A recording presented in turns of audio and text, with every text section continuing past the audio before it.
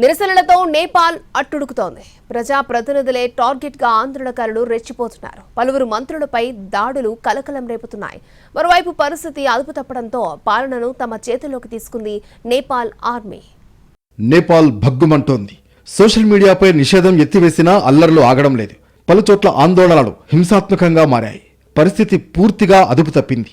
ఇప్పటికే ప్రధాని కేపీ శర్మ ఓలీ రాజీనామా చేయగా అదే బాటలో దేశాధ్యక్షుడు రామచంద్ర పౌడెల్ కూడా రిజైన్ చేశారు. ప్రధాని నివాసం, పార్లమెంట్, సుప్రీంకోర్టు సహా దేన్ని వదలలేదు. అన్ని ప్రభుత్వ భవనాలకు నిప్పు పెట్టారు ఆందోళనకారులు. వాహనాలను తగలబెట్టారు. దీంతో ఖాట్మండు రణరంగంగా మారింది. నేపాల్లో అల్లర్లు చేయిదాటిపోయాయి. మాజీ ప్రధాని జలానాథ్ ఖనాల్ భార్యను ఆందోళనకారులు చంపేశారు. మాజీ ప్రధాని, నేపాలీ కాంగ్రెస్ అధ్యక్షుడు షేర్ బహదూర్ దేవుబాపై విచక్షణారహితంగా దాడి చేశారు. రక్తం కారుతుండగా నిస్సహాయంగా ఓచోట కూర్చుండిపోయిన దేవుబాను భద్రతా బలగాలు కాపాడాయి. దేవుబా భార్య, ప్రస్తుత విదేశాంగ మంత్రి అర్జురానా దేవుబా పైన తీవ్రంగా దాడి జరిగింది. ఆర్థిక మంత్రి విష్ణుప్రసాద్ పౌడేల్ను పరిగెత్తించి కొట్టారు. ఖాట్మండు ఎయిర్పోర్ట్ను మూసేశారు.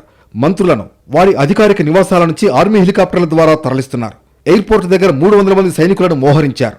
ఖాట్మండులోని ఆర్మీ బ్యారక్స్ లోకి వీఐపీలను తరలిస్తున్నారు.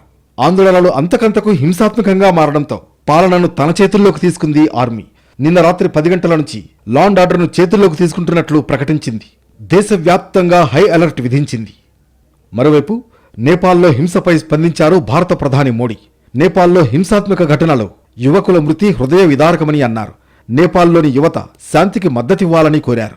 నేపాల్ పరిణామాలపై ప్రధాని మోడీ నేతృత్వంలో సమావేశమైన భద్రతా వ్యవహారాల కేబినెట్ కమిటీ నేపాల్ పరిస్థితులను సమీక్షించింది. నేపాల్లో స్థిరత్వం, శాంతి భారత్కు అత్యంత ముఖ్యమైనవిగా పేర్కొన్నారు ప్రధాని మోడీ.